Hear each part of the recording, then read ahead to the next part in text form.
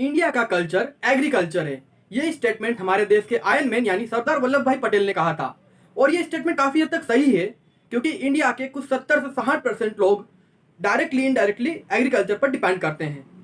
सारे प्रोडक्शन ठप पड़ गए, पूरे इकोनॉमिकल सेक्टर ने नेगेटिव ग्रोथ शो की, पर सिर्फ एग्रीकल्चर को छोड़कर विद 3.4% ऑफ पॉजिटिव ग्रोथ। फिर भी इस देश का किसान लाचार है। नमस्कार दोस्तों, मैं हूं सागर और आप देख रहे हैं गुरु सागर।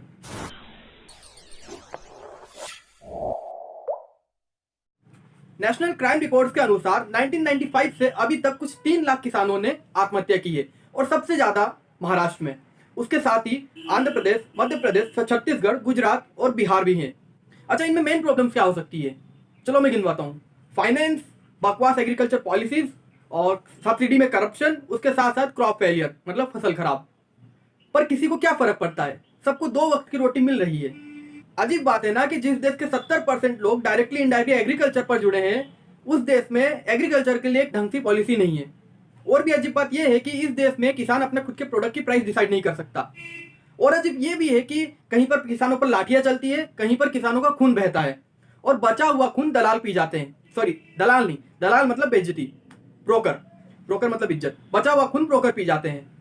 हाल ही में गवर्नमेंट की तरफ से जो कृषि के 3 अध्यादेश वाली बात आई है, उस पर हरियाणा के किसानों ने प्रोटेस्ट किया, पर बदले में उन्हें क्या मिला? लाठी चार्ज।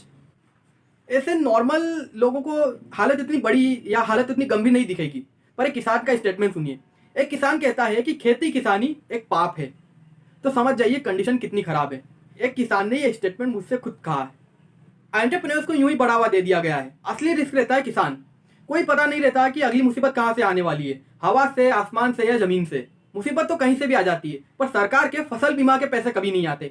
मध्य प्रदेश में पिछली बार के सोयाबीन के पैसे अभी तक नहीं आए और इस साल सोयाबीन की वापस हार्वेस्टिंग चालू हो गई है। अभी तक जो सारी बातें थी वो अभी जो चल रहा है, अभी जो कंडीशन है उस पर मैं बात कर रहा था। अब मैं बात करूंगा उन पर जो इस चीज़ में बदलाव ला सकते हैं या इस चीज़ में रिवॉल्यूशन ला सकते हैं, किसानों के हित में कुछ कर सकते हैं। मैं बात कर रहा हूँ एग्रीकल्चर स्टूडेंट्स की। चलो शुरू से शुरू करता हूँ। हमारे एग्रीकल्चर कॉलेजेस में ज़्यादा विद्यार्थी कौन से वाले आते हैं? ज़्यादा विद्यार्थी वो वाले आते हैं जो किसी एंट्रेंस एग्जाम में फेल हो जाते हैं और वो लास्ट ऑप्शन के लिए एग्रीकल्चर को चुनते हैं या एग्रीकल्चर कॉलेज को चुनते हैं। और ये जो बच्चे होते हैं वो एग्रीकल्चर स्टडीज़ करते हैं एमएनसीज में जॉब के लिए, ना कि किसानों के लिए। एग्रीकल्चर कॉलेजेस में खेती किसानी के बारे में हर एक चीज़ बताई जाती है। मॉडर्न एग्रीकल्चर, न्यू टेक्नोलॉजी, सारी चीज़ें बताई जाती है। जो एग्रीकल्चर कॉलेजेस हमारे किसानों के लिए एक बदलाव का केंद्र हो सकते थे, वो केंद्र सिर्फ एमएनसी में जॉब ढूंढ रहे हैं। ऐसे तो देश के एग्रीकल्चर कॉलेजेस देश के किसी काम के नहीं है। अच्छा, उनमें भी एक मज़ेदार बात बताता हूँ कि जो बच्चे लास्ट ऑप्शन के थ्रू आते हैं, लास्ट ऑप्शन के लिए आते हैं एग्रीकल्चर कॉलेजेस में, उनमें से बहुत से बच्चों को गेहूं और धान के पौधे में डिफरेंस नहीं पता रहता। कुछ चीज़ें देख के लगता है कि देश की हालत खराब होती जा रही है। पहले से तो शायद खराब होती जा रही है, क्योंकि इस देश में नारा है जय जवान जय किसान। जवान पिट रहा है, किसान पर लाठीचार्ज हो रहा है। आज देश का किसान परेशान है, देश का अन्नदाता परेशान है। और याद रखना, जो व्यक्ति, जो लोग आपका पेट भर रहे हैं, अगर वो परेशान है तो आपका अस्तित्व खतरे में आ सकता है। ये कोई छोटी बात नहीं है कि हरियाणा में किसानों पर लाठीचार्ज हुआ। ये बात किसी न्यूज़ चैनल पर नहीं दिखाई गई। मीडिया ये चीज़ नहीं दिखाएगा क्योंकि इससे उनका कोई फायदा नहीं होता। वो सिर्फ एक ही काम में लगे हुए हैं फिलहाल। मीडिया को डेमोक्रेसी का 4th पिलर बोला गया है ना, तो ऐसे पिलर को तोड़ देना चाहिए, क्योंकि वो किसी काम के नहीं है देश के। उनको एक अवेयरनेस फैलानी चाहिए, पर वो किसी और काम में लगे हैं। गवर्नमेंट को एक सजेशंस देने चाहिए, किसानों के ऊपर एक रिपोर्ट तैयारी करनी चाहिए, पर नहीं। जेएनयू जाकर देशद्रोहियों को सपोर्ट करने वाले बहुत खड़े होंगे, पर किसानों के हित के लिए कोई खड़ा नहीं होगा, किसानों के राइट्स के लिए कोई खड़ा नहीं होगा।